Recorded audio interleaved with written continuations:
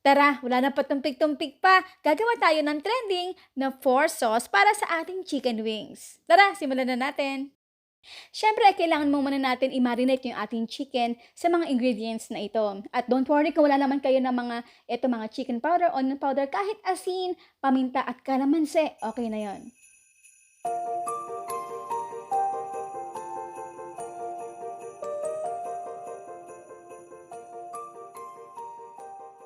Haluin lang natin ito at kailangan natin ito ibabad or i-marinate for at least 1 to 2 hours na may takip para hindi naman mag-dry yung ating chicken. At dapat nakalagay ito sa ref ha.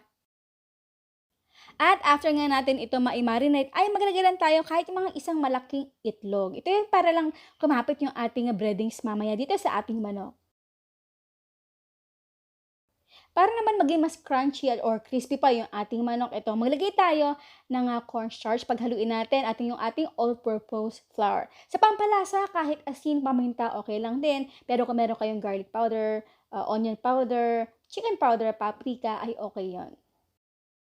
At marami tayong style sa pag-breading sa ating chicken. So, ito yung aking style na para less mess din sa ating kitchen. Sa bowl na may takip, malagay lang tayo dito ng kaunting breading mix na ginawa kanina at ng ating chicken. So, bago natin ito ilagay, maghalo tayo ng konting liquid dito para kumapit talaga yung ating breadings. At ito, alugin natin ng konti. So, bago tayo maglagay dito sa mantiko o bago ito pirutuhin, kailangan natin na wagwagin ng kaunti or tanggalin ng mga extra breadings dito para hindi naman masyadong maapektuhan yung ating oil mamaya habang ito'y pinipirito. Kasi tandaan natin kapag ito'y pinipirito, may mga extra residue or talaga may malalaglag na breadings dito sa ating oil at masusunog ito. Kapag ito'y nasunog, maapektuhan yung lasa ng ating chicken. Over medium heat, kailangan mo muna natin syempre na painitin yung ating mantika for few minutes. At kapag mainit na ito, piruhin lang ito hanggang sa maging golden brown. Yan, 'di ba napakadali lang. So eto, puwedeng-puwede na 'yang kainin. Pero siyempre dito sa video na ito ay tuturuan ko kayo ng 4 ways or 4 types of sauces na lalo pa nating i-upgrade or level up ang ating chicken wings. Okay, ang ating first sauce, eto wala tayong exact measurement, pero ito yung lang idea. So una natin gagawin ay cheese sauce. Napakadali lang nito guys. Sa isang measurement ng ating sauces ay pupuwedeng 4 or hanggang 5 na chicken wings yung ating ilalagay dito. So kung gusto niyo ito gayahin at lutuin ay pupuwedeng isa lang or pupuwede niyo doblehin kung mas marami at triplehin. So tignan niyo lang kung naaayon sa inyong panlasa, kung maalat, dagdagan niyo pa ng konting evaporated milk. Haluin lang natin hanggang sa ma-achieve natin yung consistency na hindi naman talaga siya malapot kasi lalapot po ito mamaya guys kapag ito ay nahanginan. At ang ating sauce or coat na ating gagawin ay buffalo sauce. So sa butter, tunawin lang muna natin ito ng bahagya. Then ilagay na natin yung ating garlic. Lutuin lang ito, then isunod na natin yung ating ketchup. Mga 1/3 cup yung akin na ilagay dito. So sa atin na mga next ay medyo maanghang. So depende yan sa inyo kung ganun kaanghang talaga yung inyong gagawin. Syempre yung ating pampalasa, pepper, garlic, at chicken powder. Haluin lang